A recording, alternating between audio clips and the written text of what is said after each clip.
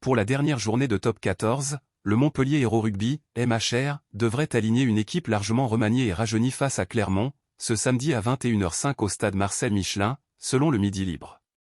Cette décision fait suite à la victoire de Montpellier contre le Loup, 41-26, victoire qui n'a plus d'enjeu immédiat pour les Montpelliérains, déjà tournés vers leur match de barrage pour le maintien en Top 14. Deux motivations principales sous-tendent ce choix stratégique.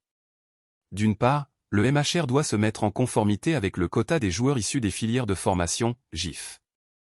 Actuellement, Montpellier affiche une moyenne de 15,96 GIF, légèrement en dessous des 16 exigés.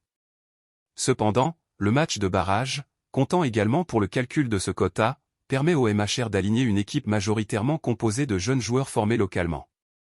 D'autre part, le staff montpelliérain souhaite préserver ses cadres en vue du match crucial de barrage, prévu le 16 juin, contre le perdant de la finale de Pro D2, soit Vannes, soit Grenoble.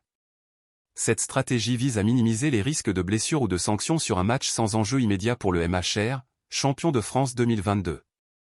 Patrick Colazo, le manager de Montpellier, a souligné l'importance de cette approche. On est encore dans une phase où on essaiera des choses le week-end prochain, tout en essayant de rester cohérent. Le but c'est d'avoir, après le match de Clermont, 33 joueurs potentiellement prêts avec du temps de jeu pour sélectionner la meilleure équipe possible.